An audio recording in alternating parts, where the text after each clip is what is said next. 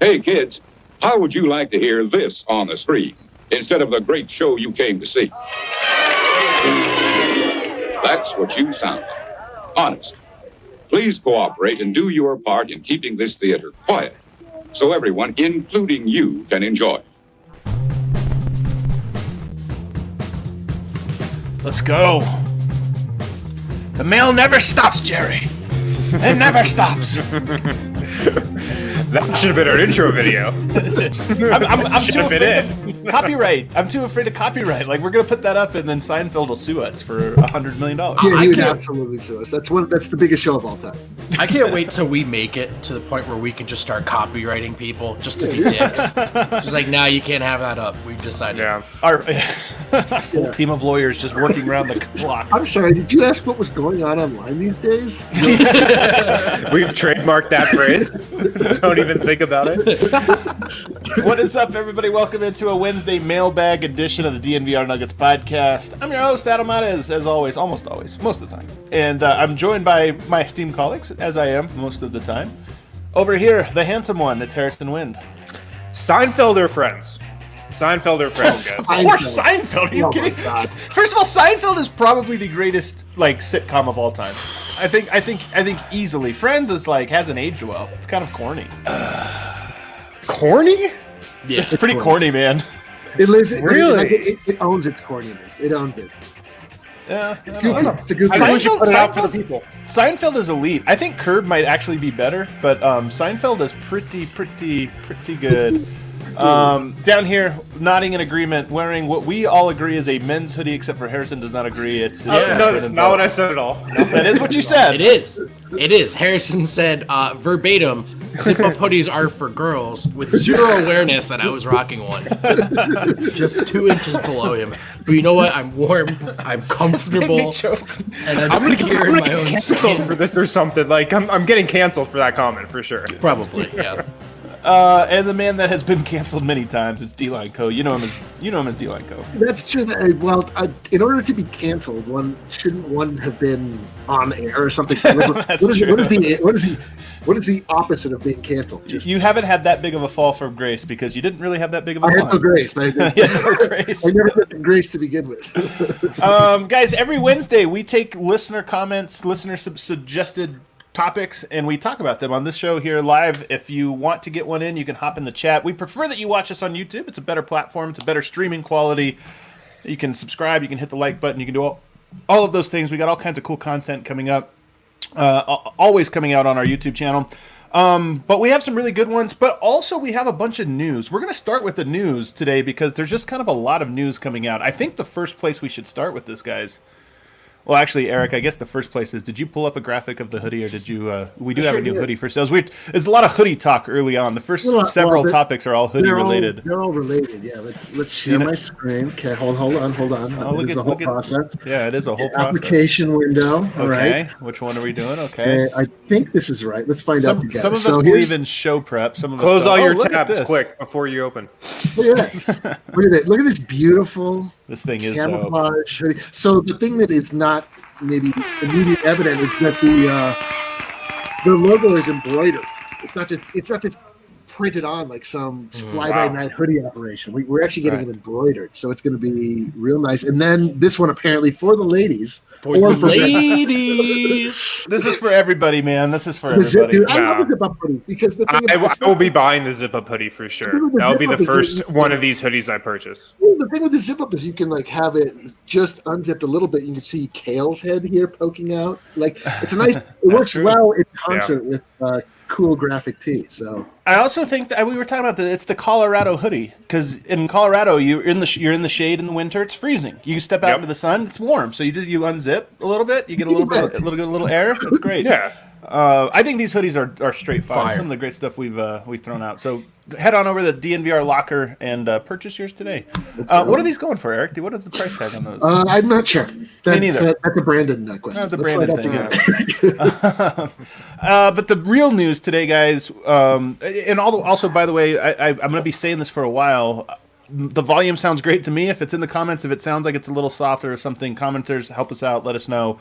We can adjust that accordingly. First bit of news comes from our buddy Mike Singer, fantastic reporter for the Denver Post, and it looks like, according to him, according to his sources, the Nuggets have explored trading into the top 10 of next week's draft. The top 10. So we talked about the Nuggets maybe moving up in the draft to grab 15, maybe a Precious Achiuwa, all these guys. We don't know. Do you guys hear a dole humming? Yeah, my guess is it has something to do with Eric. Eric, what No, my mic was muted. That's not me. Wow, this is a really Hey, it was vote. What do you know? Wow. Did they say one thing pointed? How many are pointed back at you? That's so true. But guys, we talked about them moving up a little bit because there's a bunch of those players that we don't, it's hard to know at this moment who's going to go 15, who's going to go 22, could, whatever.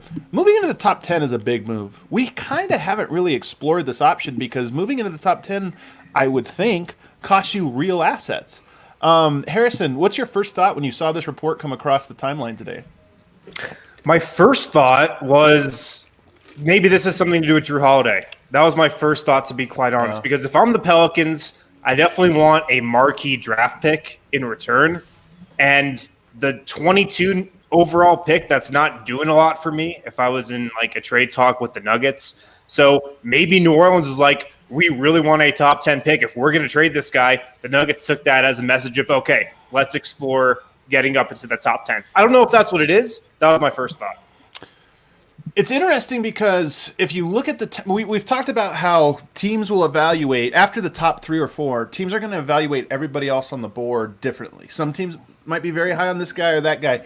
But I think that also goes to a Bol. For example, there might be teams that now have seen Bol, he's gotten healthy, and they might say, I'd rather have him than whoever it was we were going to take at 8 or whatever. So there might be some incentive there. So I could see that. I could see that coming into play, and you just start moving around pieces to make a spot for Drew Holiday. So I definitely can see that. Vote. Do you think there's any chance they just like a guy in the top 10? That's what I think. Because my first thought is whatever it would take to get up into that range, those are probably assets you would have been including in the Drew deal anyway, right? Mm-hmm. Or maybe guys that are good enough that New Orleans likes them, or you're significantly shaking up your roster. So my first thought was they must just have someone circled twice.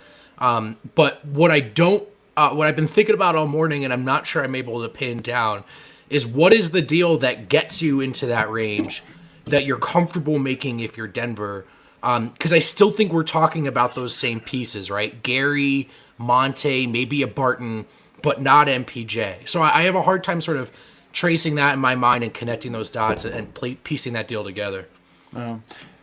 Do you get excited, Eric, when you hear this report, or do you get nervous? I don't know. I mean, like, it's the real question here, obviously, is what do you give up and what do you get back? And what I love is that the front office is feeling is active, and like they're like really bopping around, like they have some sort of plan in mind, which I love. Like, I have no idea what it means. Like, do you feel like there's guys that you've scouted that would be top 10 guys that you'd feel excited about? Definitely. These are a couple of good suggestions from Cade here. I think Vassell on the more higher end than Williams, who might slip out of the top 10. But these are, I think, guys that you might get in the sort of 8 through 10 range. Vassell's one who I like. If you're looking for a premier, like high-end role player, as Wynn described him in that profile, maybe not a star, but Vassell's going to be a 3-and-D wing in the NBA one day. And so those are a couple of names. When I think, is there a guy in that range that they could really want, Vassell makes sense to me. Jumping from 22 to the top 10 is such a big jump, though. Yeah. Like, it's huge. It's so big. Like you mentioned, Eric, I don't even know what you would have to give up like to get up to that spot, because if you give up like 22 and put in X player, like, does that get you into the top 10? I don't know. It's going to depend on what the other team is looking for, but it's a big jump to make. Let's play a little game here then, Vote. You personally, would you rather have 22 and Bowl or number 8? 22 and Bowl.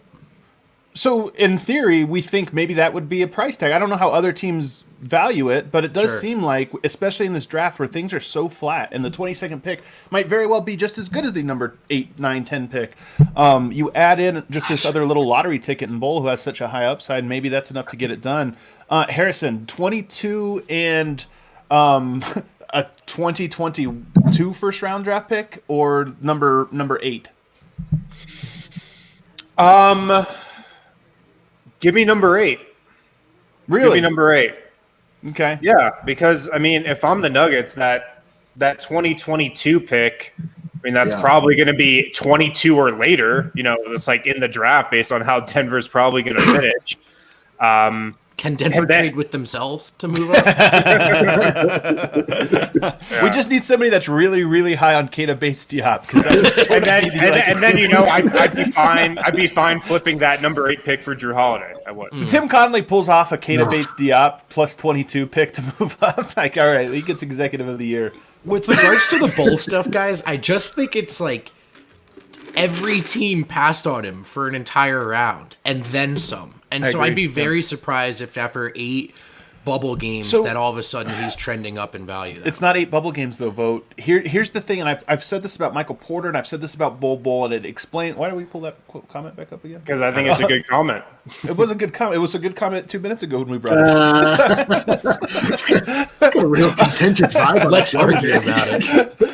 No, but here's the thing about Bol, and it's the same about MPJ. Why did he get passed on? It was primarily the injury risk and maybe concerns about some of the other stuff with both guys.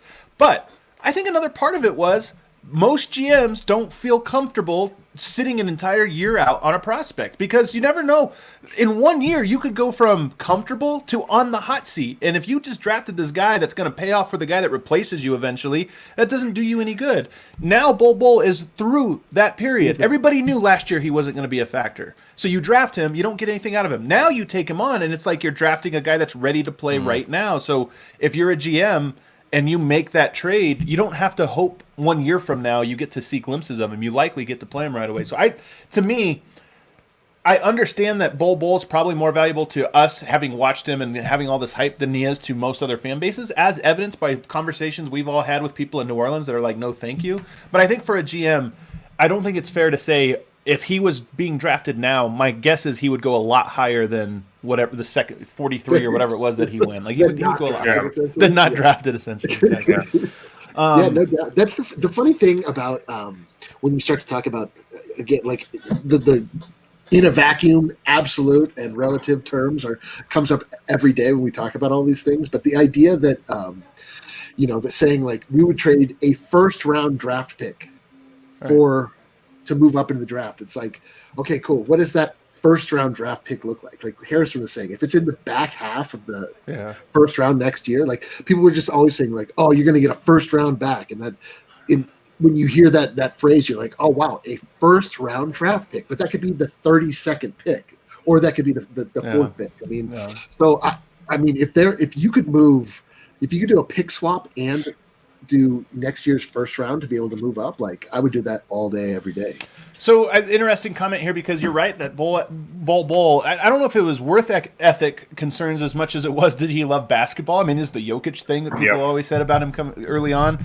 And I had Kristen Peak on Locked On Nuggets podcast last week, who knows Bull very well, and she said one of the conversations she had with Bull was that he didn't realize how much he missed the game until he went through this last year where he wasn't allowed to play, and it sort of maybe sparked something in him. It's worth noting that the Nuggets have all said very positive things about his work ethic and sort of his like drive. So take all of those things for a grain of salt. Like we're taking these from biased sources, but it's still worth something to me, at least. And from everything I've heard, like Bull, what he had to go through this last year, the injury, having to take rehab seriously, having to go to the G League and like live off by himself in Chicago. Your hair looks great, Adam. It looks so gray. Look how gray it looks when I wear a hat. Turns out that it doesn't look gray. It is. Might be time to adjust the lighting on that end. Might be time to adjust the lighting. Yeah, look at that. My goodness. Holy crap. Yeah, that is grayer than I remember. Because every time it goes backward, like if you slick it back, it's gray. You slick it forward, it's black. It's crazy. It's really crazy. As I was saying, everything I've heard about form quarter is that he's just really grown up in this last year compared to where he was like when he entered the draft. Just having to go through the G League route, getting humbled a bit, dropping in the second round, rehabbing.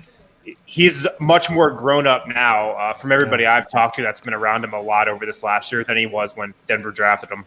And I think maybe a shot of inspiration being around the team at the tail end of the year. I talked to him a tiny bit about G League, and I do think it did feel like an isolated sort of distanced experience for him. But I think he gets to be around the team. You get those fun Will Barton posts at the start of the bubble, and maybe Bull is getting a taste of, hey, this is what you're building towards. This is what you're working for. Yeah, Plus, you just sprinkle a little Cinedust on anything. I saw that RJ Hampton comment. I know Blackbird talked about him. I'm interested in RJ because I don't know if you have to trade into the top 10. I think there is a world in which he slides maybe closer to 15, and it's less of a devastating trade. Whereas at this point, I think I expect Vassell to be like kind of in the 9 or 10 range. Yeah, Vassell seems like the guy you'd trade up into the top 10 to draft. RJ Hampton's super interesting because I think he's one of the few guys who has like all-star potential in this draft, but he's definitely a project. Went to Australia last year, struggled a bit playing against like professionals down there. But another interesting wrinkle to the RJ Hampton thing is he's been training this entire summer/fall with Mike Miller, the former Denver Nugget. He's been kind of reworking Denver Nuggets legend. With Nuggets legend Mike Miller, and the three-point shot is the one big drawback of RJ Hampton right now. And I would think that the Nuggets would have elite intel on what type of player and person RJ Hampton is from Mike Miller if they were really interested. We got to get Mike Miller on this show, man. I'm telling you, he's like honestly Nuggets legend. I love that dude. I know my guy Bobby Mile High Miner over here. He loves him as too. But you know, I don't know if Mike Miller could teach shooting because I feel like Mike Miller he's like Klay Thompson. He was born an elite shooter. He was born an elite shooter, and his style is just like, you got to feel it, man. You just got to feel it. Guys that can't, like Torrey Craig's like, I'm not feeling it. I don't know what you're doing. This is not good advice for me. It's like my art teacher. He used to just be like, I don't understand. What do you mean you can't draw a circle? Yeah. I'm like, I'm actually not being a dick. I can't. It's not a good circle. My only issue with RJ Hampton is I feel like that's the most generic. I feel like there's the similar name RJ Hampton in every draft. Yeah, there is. There's every draft like has RJ Hampton. Who was the guy that went to Utah? The guy that went to New York? RJ Hampton is definitely RJ a Barrett. name. Like that's like RJ. I need a more unique name. I can't do it. RJ Hampton just seems like a really big project for a team like the Nuggets to trade up into like near the top 10 to draft. Yeah. Here, I have another piece of news here that I want to share with the world. Where did it go? Here it is. Monte Morris. This isn't a surprise, but I do just kind of like it. Monte Morris. I love Denver. I love everything from the organization to the coaches, all the way down to the equipment to everyone. This was actually also in Mike Singer's report over at the Denver Post. Did he mention any of us in that? He said, "I love the media. I love the blogger. I love the podcasters. DNVR show's pretty the DNVR lit. show's incredible." So, first of all, you have to love this comment. Like, Monte is just. He's the most positive Nugget, I would say. Wouldn't you guys say he's probably he just exudes positive energy? I've always called him Mr. Nugget, and I'm going to continue to call him. I thought you called Gary Harris Mr. Nugget. I call Gary Harris. I hate this show. That's my thing. Monte Morris is next up in Mr. Nugget power rankings for sure after Gary. Yeah, I strongly agree with that. He's very, very high. So it does present an interesting question, though, because Monte Morris is really good as a backup point guard. The backup point guard position, maybe it's an important one, but there's so many players that can do that. Maybe even PJ Dozier could be a backup point guard. So I think there's some of this where I would love nothing more than for Monte Morris to be a 10-year Nugget. Just 10 years of Monte Morris, because he's just so solid, he's so good. But then there becomes the question of just cost and price, and does he have value to other teams or this or that? When you see this report, Vo, just what is your thought about one, him wanting to be here and him saying such great things about the city and the organization, and then two, just about is how high of a priority is that in your mind? I mean, this is very on brand for Monte, right? I expected to see this quote because I think he means it. I think Monte really loves his time here. This is a 4-year college guy, and I think building relationships, finishing what he started, building towards a collective goal, like as a group, are all things that appeal to him. So not surprising. I think if you work in the media and you cover the Nuggets, to some extent, you want Monte to stick around. That guy gives insightful answers. Yeah, for sure. And I think if you're Denver, so what you got here is Monte expressing his interest.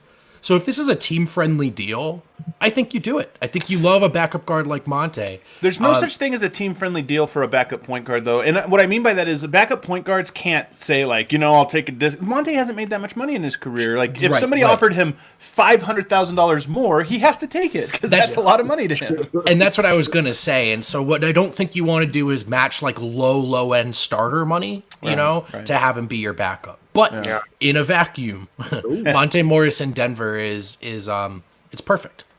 He was good in this playoffs too. I mean, I felt like he swung some of the game or helped swing some of the games in the playoff round. He's also, I want to say this, he is 0.95 Steve Hess's.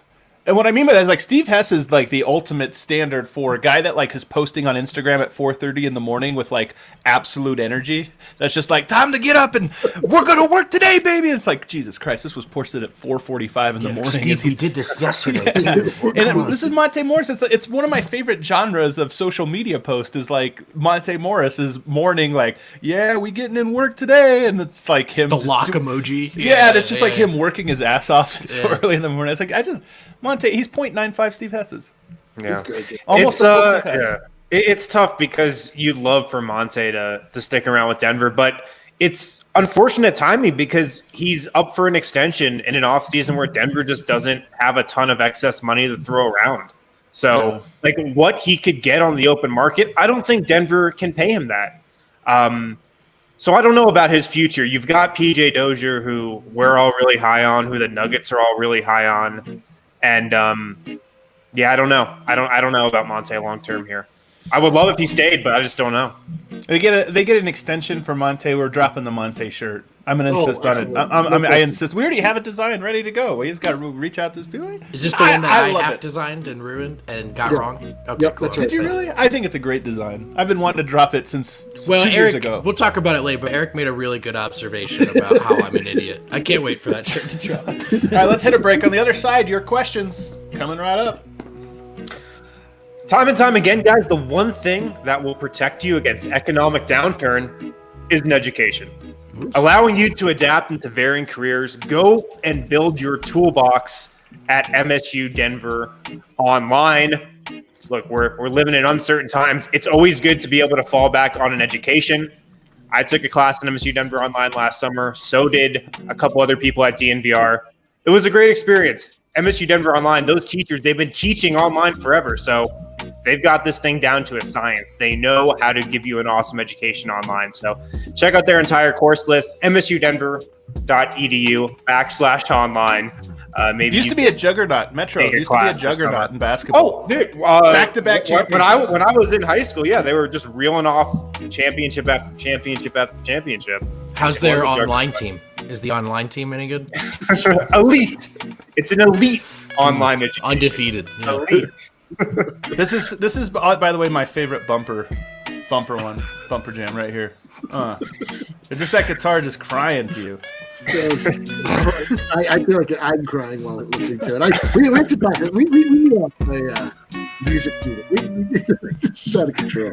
Also, make sure to check out the Palisade Peach from Breck Brew, an elite option. I'm going to see how many times I can say the word elite in this breed. An elite beer from Breck Brew. My favorite Breck Brew, Palisade Peach. Perfect for a summer day, a fall day. It's 6 degrees out right now.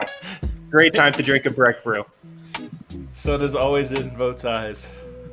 My mic's falling too. It's not quite 12:40 yet. 12:40 is when the sun usually descends. 20 minutes here. Are we done with the reads? Yeah, we're all set. We should just let this song play for a little bit longer, though. All right, vote. It's question and answer time. Let's hit up that title question here because it's a great one. Yeah. Give me 6 seconds because you know me. You know me. Is anybody prepared for the show? Eric, No. I said, let's do the hoodie. He's like, all right. Well, is that? Oh, that's right. Well, Yeah, hold on. I had the graphic ready to go. The inner workings of StreamYard. Sometimes you have to figure out each time. Bull roar. All right, bull roar. All right. Friend of the show, Bucket since '88. wants to know, outside of MPJ, which Nugget do we expect to see the most? Love this question. Most growth from this season? Love this question. Who's going Harrison? first? Yeah, you go, Harrison. Say it with me, guys. PJ. Composure. Are you not composed? I love it. Oops. I am so ready for PJ Composure to get rotation minutes. I'm envisioning, I mean, maybe this could change based on who Denver takes in the draft, but I'm envisioning a potential second unit backcourt of Monte Morris and PJ Dozier.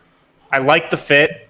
I want to see PJ Dozier on the floor more. I want to see him get more opportunities. I love him at 6'6". I love what he can do in the pick and roll. I love just his savviness, how steady he is for such a young player.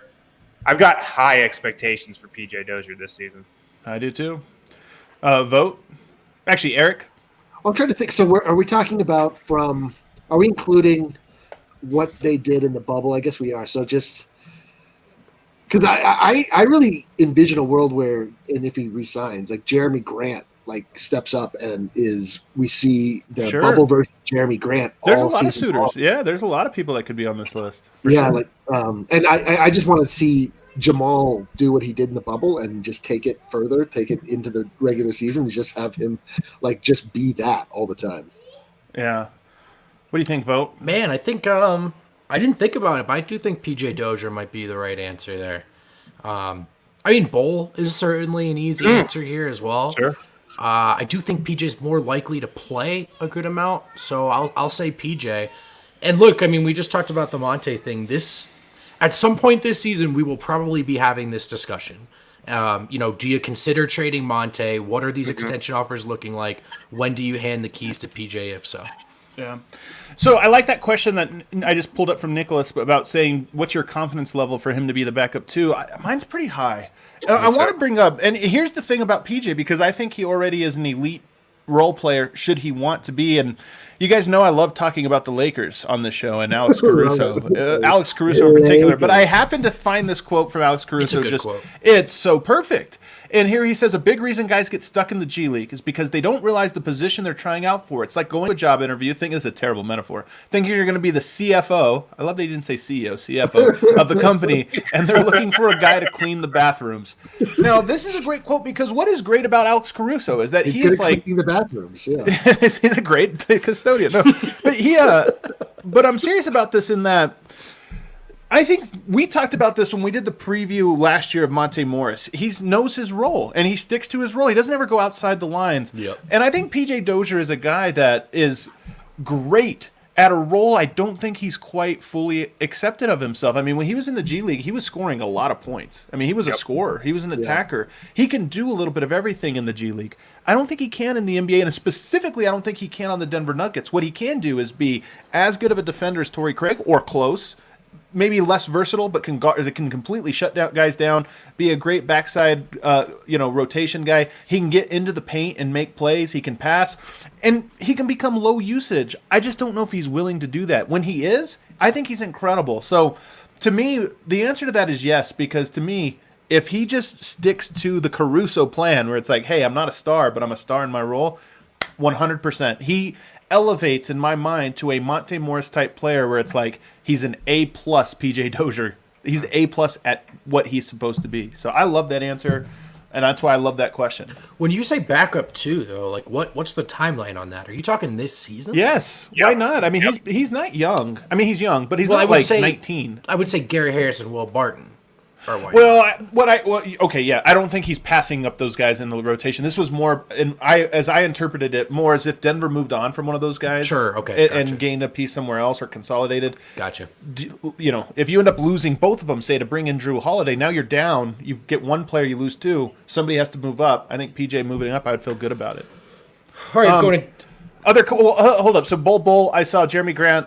Jamal Murray, I think, is another one we're not really talking about. As much as I think he has proven that he can be that player, and I think it's more important that he's proven it in a playoffs than it is in the regular season. If he is that guy in the regular season, that's a leap. And that means the Nuggets, like if Jamal Murray is bubble Murray for an entire season, the Nuggets are the 1 seed.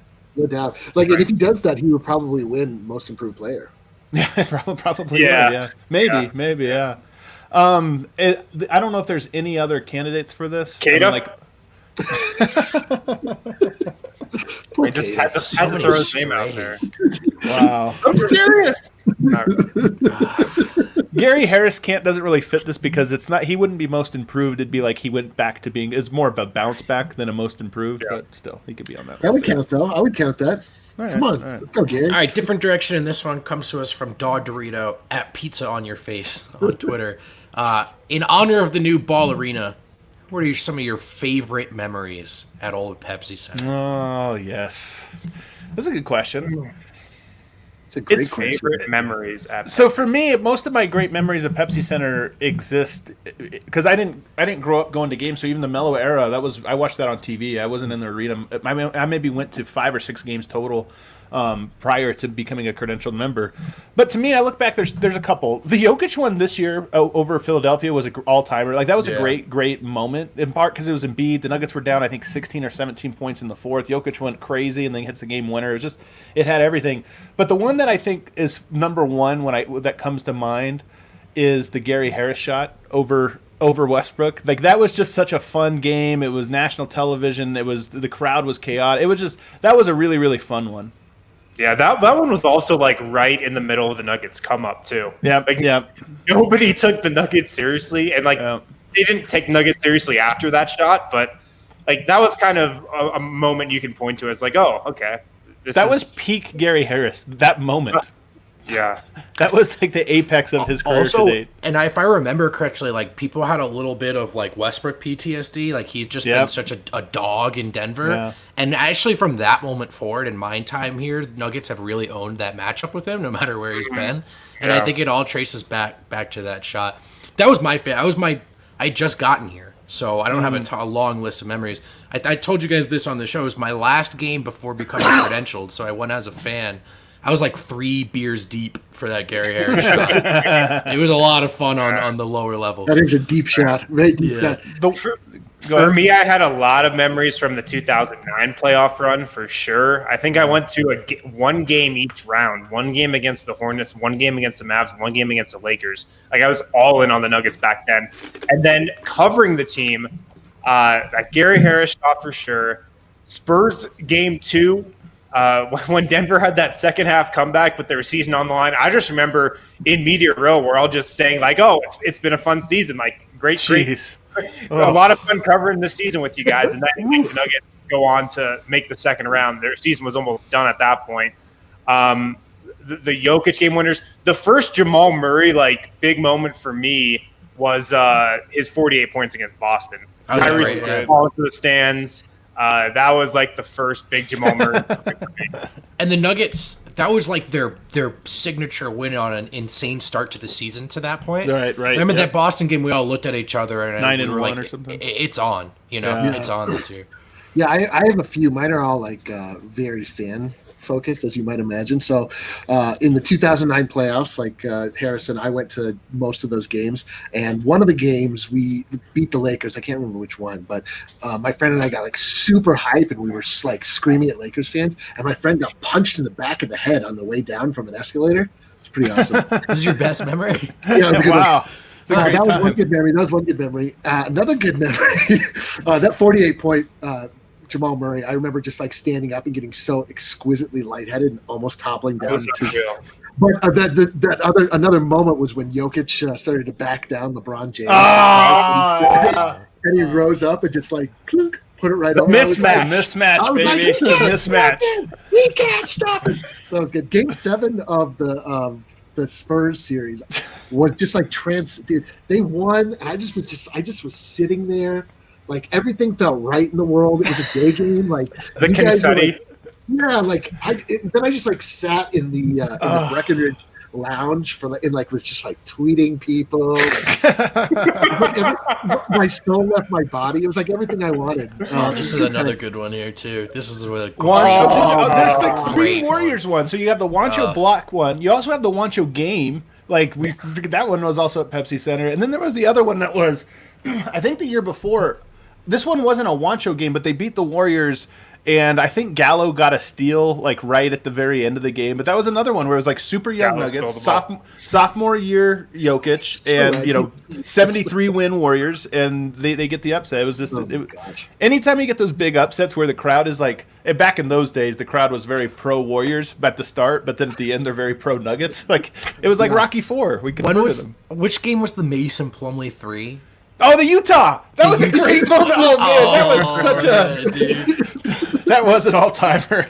That was a great game. Another like really crazy that was a Jokic ball game too, by the way, man. Like I know the bench is the one that won that game for him, but that was one of those games where like out of nowhere the ball just started popping again, and you were like, oh yeah, they're really good when this happened. Yeah. Like, sure. One last quick memory. Like I went to see the Nuggets play against the Celtics on St. Patrick's Day, and it was right when we had just acquired JaVale McGee. And so I was, for whatever reason, I got seats right behind the Nuggets bench. So JaVale McGee was sitting there, and I was just watching Chris Birdman Anderson just like glare at him the whole time because he was like clearly not happy. It was like very cool to see the team dynamics play out in front of me. I was also very drunk. So good time. Remember the Kmart doing this to the crowd? I did a playoff game. I can't even remember which game it was, but I just remember being very hyped for that. I remember the Bucks comeback. That was a great one. The Bucks one that was in the string of like eight like games. Unbelievable games that like the Nuggets had to win to get into that game 82, and they did. It's so sad. I can't believe they'll never go back to Pepsi Center. Now we have to go back to a place that has a different corporate sponsor. It'll never be the same. Is it the Ball? Is that what you're calling it? It's the Ball, baby. I like that somebody has Swaggy P's first three as an all-time Pepsi. That was a loud moment. It was so loud in there, dude. That was great. Man. All right, what else we got, Vote? That was a good one. That was fun. Little trip down memory lane for you guys. Okay, Steve B. Wynn. Steve wants to know if you were to redo the 2014 and 2016 NBA drafts, knowing what we know today. Is there a good case for Jokic and Murray to be the number one pick in either of those drafts? I have to look at these drafts. Yeah, me too. So 2014 NBA draft. First of all, Jokic, there's only a handful of players ahead of him. So yes, I would say. I mean, you've got Embiid. I would take Jokic over him. I mean, let's not lie to ourselves easily. And then there's nobody else in there. I mean, who else is the other people he's contending with are Gary Harris and Yusuf Nurkic, who the Nuggets also got. So I think this was an easy one. Jeremy Grant also in that draft. To me, I'm saying yes, absolutely. Jokic goes number one in that draft. Yeah. 2016's tough. Ben Simmons, Brandon Ingram, Jaylen Brown. Those are the guys he's competing with. I think if you polled 30 NBA GMs, most, if not all, would still take Ben Simmons ahead of him. Yep. Some of this has to do with not who's the better player, but who is better relative to the other people at his position. And there's just so many point guards. Like Jamal Murray is so good, but there's also all these other guys that are at least within striking distance. Ben Simmons as this like combo forward that is one of the best defenders. It's just he's more rare. Like the drop down from him to whoever's behind him is steep. So I think he goes 2 or 3 if you redraft, maybe 4, but certainly higher than 7. Man, I think you got to take him over Jaylen Brown, but there's some tough arguments, I think. You definitely have to take him over Jaylen Brown. Would you guys take him over Dragan Bender? No. What about my guy Georgios Papagiannis? What about Chris Dunn? Are we out on Chris Dunn? Chris Dunn, Summer League MVP. Dude, he dominated Moutier, and it made me so mad. He was so good in Summer League. Oh, incredible. Okay, we'll move on. I think there's a chance that he goes. Some people take him 1. Most people take him either 2 or 3. That's my I would agree. I agree. Jokic is I think surefire 1 at this easy point. number 1. All right. So if there's a 72 game season, guys, where would we put this over and under on Nuggets wins? Oh man, that requires some prep. I hadn't thought about that. You have to lop off 10 games, and then so you probably lop off like what you were expecting going into this next season. You probably take off 5 wins, maybe. Yeah, I mean, so like 44. So I put 57 wins. Oh, that down for in an 82 game season, which I believe would get reduced down to somewhere around 50, 51 wins. Can we just go off an 82 game season? I think the Nuggets have a great chance to be a phenomenal regular season team. Of course, we don't know what their roster is yet, but let's assume they bring back Jeremy Grant, Michael Porter bumps up. You got Jokic, you got Murray making a lead. This is a great Nuggets team. I think it's such a weird year, but I think this team should crush. I mean, they're really good. Like it's 50 and 22 out of the conversation. 50 and 22. No. I think they definitely could be a 50-win team. What did they actually end up with last year? Do we know how many games did they play? Like what a 65. weird. Oh, yeah. That is weird. So was it 72? Did they end up with 72? I was thinking about this too. You talk about travel and how it's going to be condensed. If the NBA does, and I think they are going to, there's going to be long homestands and long road trips because they don't want these one-offs, right, where you have to travel. They want teams to take as few trips as possible.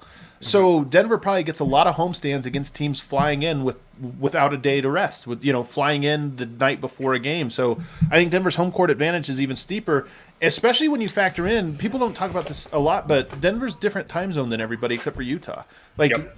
Teams are, it's not just that they have to travel, but that they have to travel. What happened to Vote? There he is. But they have to travel to places, teams have to travel far to get to Denver. So I think their home court advantage is going to be great, and I think their road disadvantage won't be as steep because there'll be a lot of 5 and 6 game road trips just like everybody else is going to have. Also the Nuggets' depth is going to be huge too. You'll see a lot of load management this year, not even for like just the stars, but I even think for like the Paul Millsaps of the world, even maybe even the Jamal Murrays of the world, if you can tie him to a chair and not let him play, like I think the Nuggets would in some of these games. So depth will be big, and I'm very curious to see if the Nuggets go hard for the number 1 seed, like Calvin Booth said they were going to, kind of in that postseason press conference, that exit interview. I am very curious to see if they go hard for the number 1. Very curious. Yeah, interesting. Yeah, I definitely see the Nuggets as a 50-win team. Like they've hit that echelon, and have they crept up to the upper 50s, like you're saying, Adam? Are they a 57-win team potentially? So I could see them still crack. Like I can imagine 51, 50, 51, like right in there with the shortened.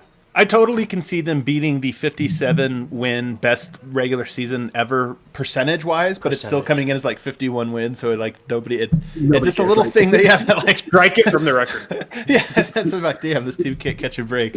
Anyway, a good question. I think they're going to be good regular season. I think there's a good chance. I mean, there's a lot of chaos. There's going to be chaos grenades everywhere in this season. But assuming they average out for Denver, I think the thing that it always comes down to is like, where is Nikola Jokic mentally at the start of the year?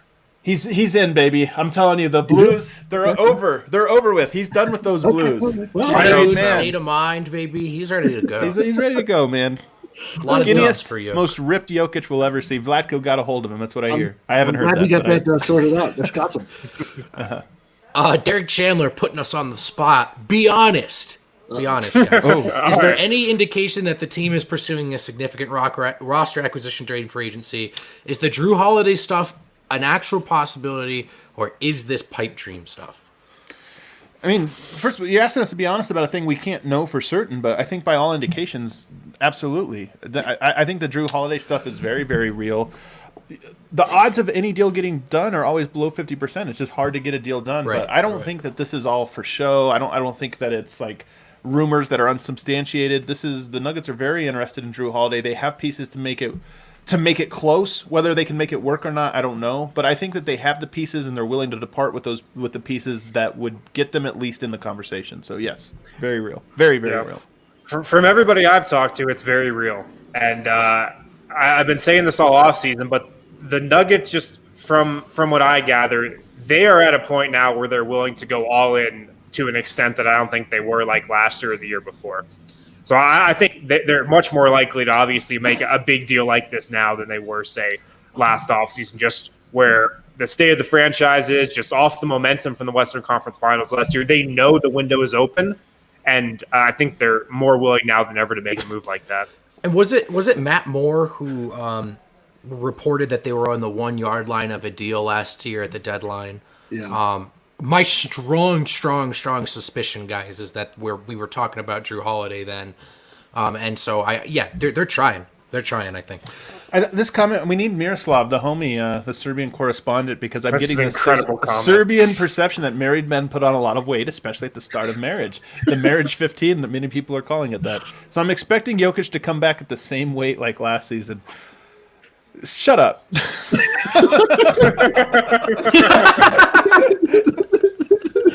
Oh, there you have it. Well, shit. All right, well, We're in trouble. I can see it, dude. Like how often, before he was making his own fish stew, but now it's just being made for him. I mean, it's easy to. Bobby coming in hot here. He's promising to give away a DNVR subscription if the Nuggets get Drew Holiday. man, some kid who's a Nuggets fan really wants them to get Drew Holiday. He's going to wake up that morning with his favorite player and a DNVR subscription. The best part about this is Bobby screenshotting he's not getting anything if the Holiday deal does happen. I know, that's true. What a homie, man. He's getting Drew Holiday. What a great guy. Yeah, he is getting Drew Holiday. So I screenshotted that, Bobby. You're on. You're on. Man. He's telling me the truth might hurt here. All right, Jokic, can't put on that weight, buddy. We need you.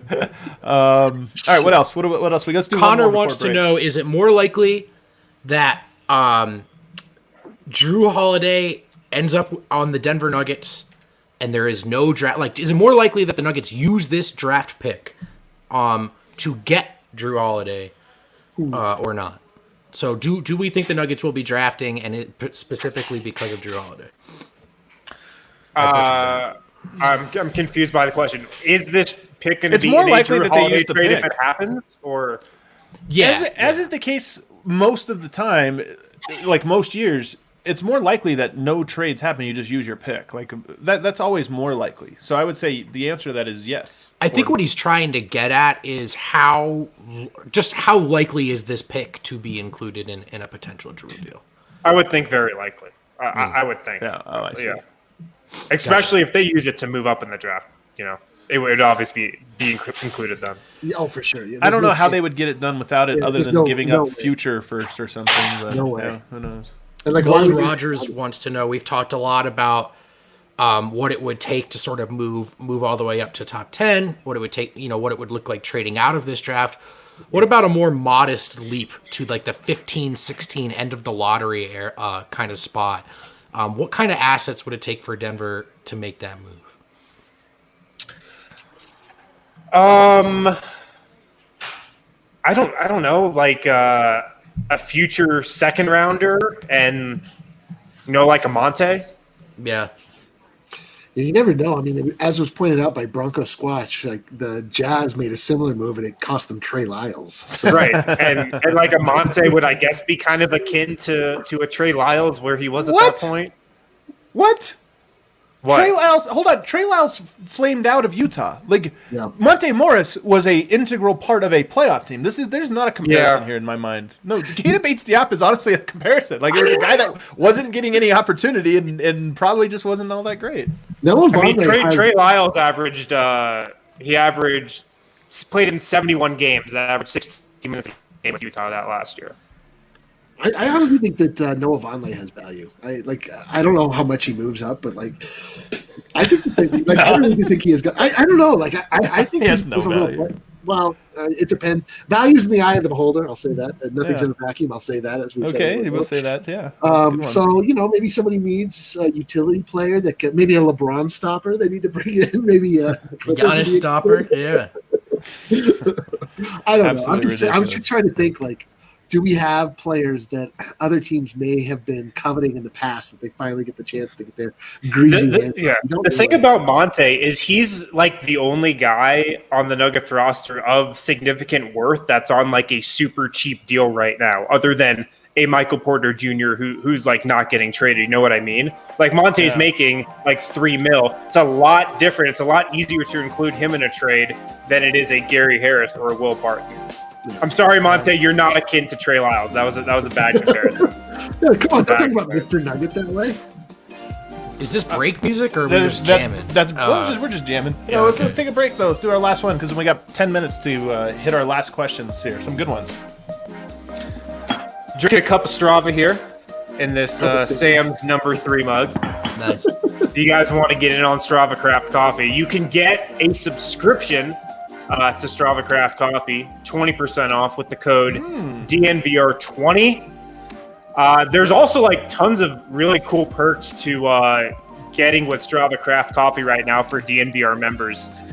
This Tuesday, so yesterday, the 10th, through Monday, the 16th, all DNVR members will receive 30% off their purchase at Strava. So limited time special offer for DNVR members and Strava Craft Coffee. If you haven't tried it, it's incredible. They've been doing the CBD thing for a long time, and now like CBD is so mainstream. Clay Thompson has partnered with a CBD company. So again, DNVR members, you guys can get 30% off your purchase at Strava Craft Coffee this week through Monday the 16th. So get on that fast. Yeah, it's true. Just really quickly to every week, like another perk of being a DNVR member is that every week you get some sort of special deal.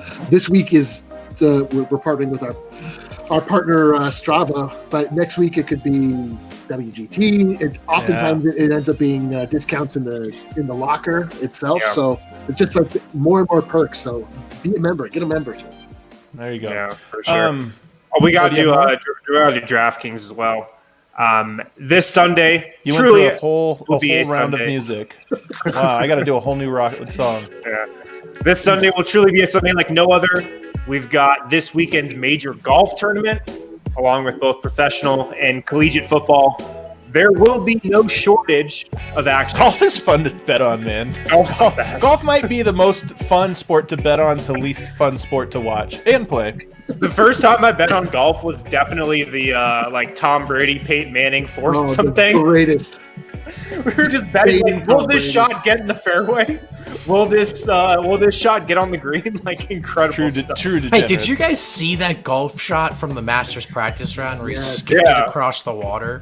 What kind of black magic is that? That's the craziest thing I've ever seen in my life. Ridiculous. Yeah, unbelievable. You can bet on so many different things with the Masters this weekend, courtesy of DraftKings Sportsbook, America's top-rated sportsbook app. Also, DraftKings is ensuring all new users are covered up to $100. You bet, they cover with risk-free Sunday betting on all of Sunday's action. So make sure to download the top-rated DraftKings Sportsbook app now and use promo code DNVR when you sign up to get this can't-miss offer. DraftKings Sportsbook is ensuring your Sunday bets up to $100. You bet, and they cover up to $100 when you use promo code DNVR during sign-up for a limited time at DraftKings Sportsbook. You must be 21 or older, Colorado only. Risk-free coverage paid out. Inside credits restrictions apply. See DraftKings.com/sportsbook for details.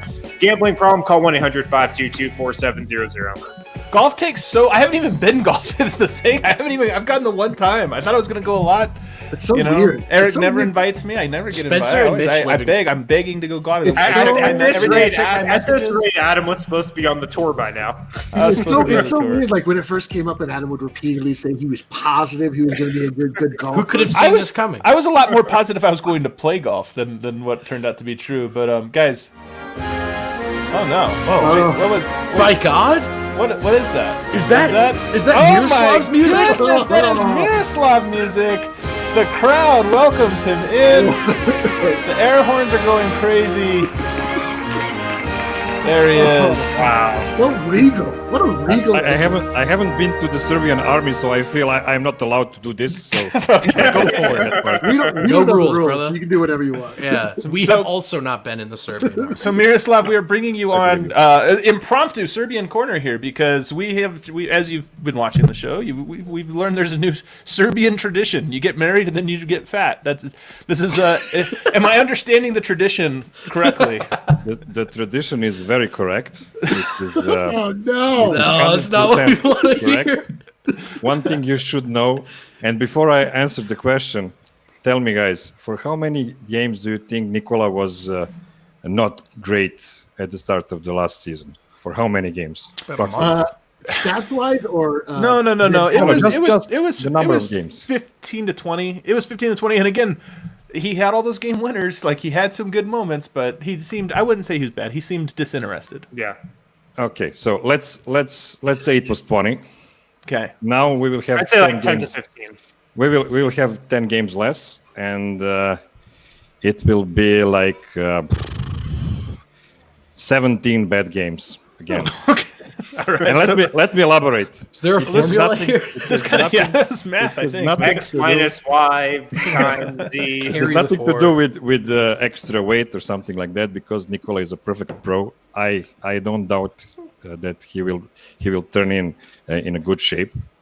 It's just the mentality. It's just the reason he knows these first 17 games doesn't mean a lot, and he will give 90%.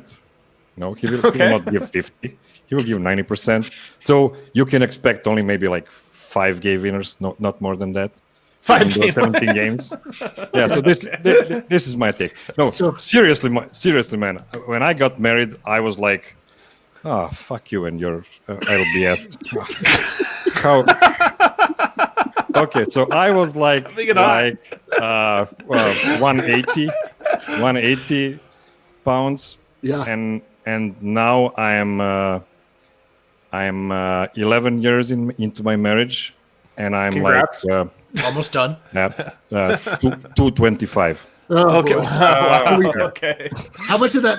It is a tradition. It really is a tradition. No, that's a tradition. Like, my turn to throw on 30 To be honest, I wasn't a professional athlete when I got married. Okay. I wasn't.